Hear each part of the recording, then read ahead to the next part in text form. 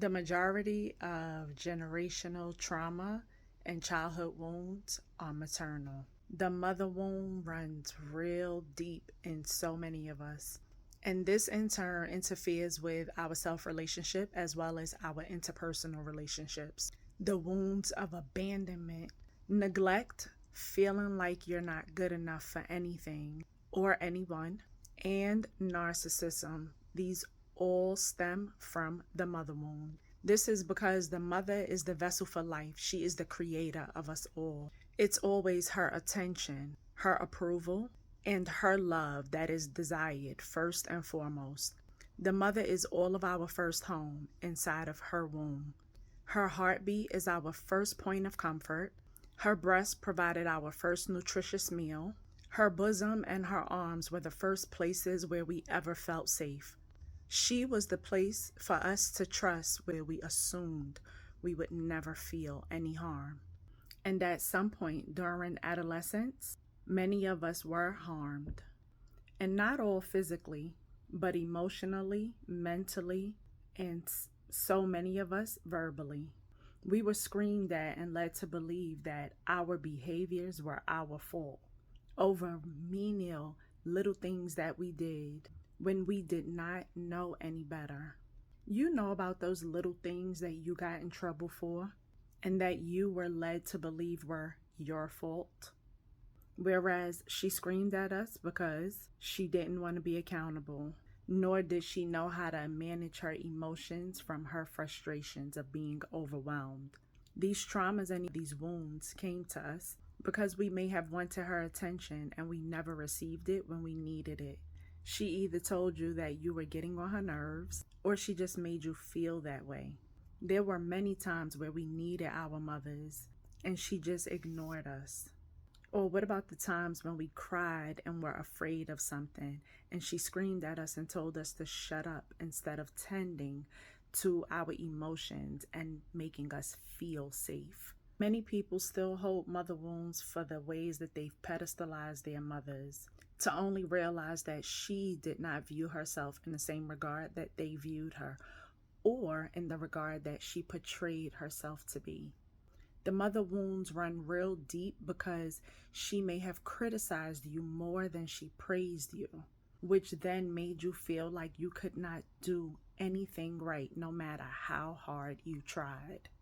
And when you're made to feel like you can't do anything right by the person you trust, that sticks with you.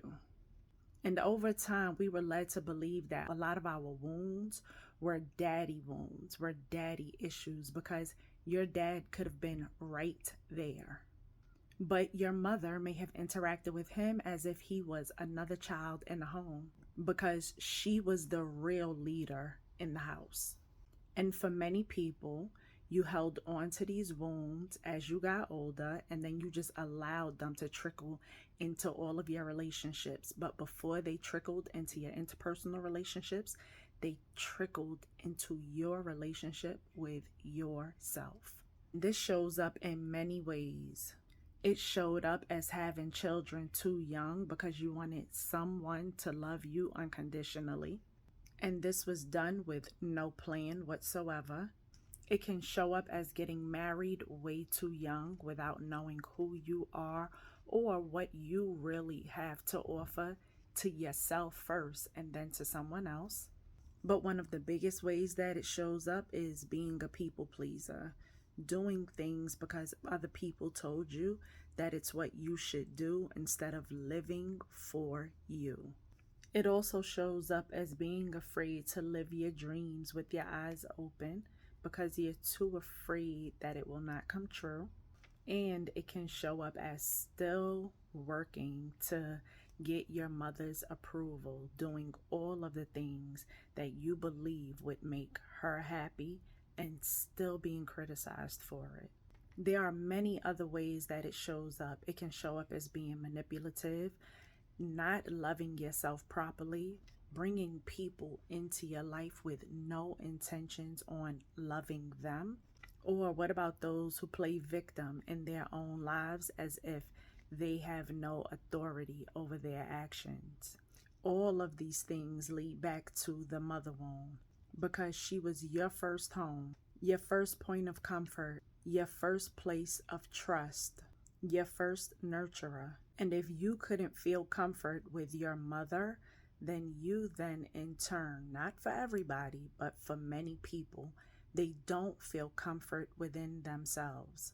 If you know that you have childhood wounds and intergenerational traumas that you have not addressed yet, know this: they all lead back to your mother. And this is not to place blame on anyone. This is for you to become aware so that when the time comes, if you are ready to address and face your wound, you will at least know the root of it all. Of course, we've all heard of daddy issues, and we may have some wounds from him. But think of the first person you would want to cry for or run to if you needed any kind of comfort as a child. It was always the mother, whether it was a biological mother or a mother figure that you had in your life. So now that I've shared this with you, sit with yourself, really think about it. And when you realize that all of your wounds lead back to your mother, forgive her.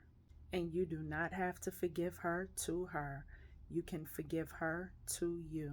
The forgiveness is not for her. It is to free you. She had no clue of what she was doing because she also has a deeply rooted mother wound too. And after you forgive her, forgive yourself for all of the ways that you've mistreated yourself while holding on so tightly to this mother wound.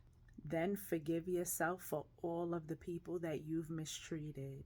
You were not then aware. As a vessel of the Creator, I am here to help awaken you.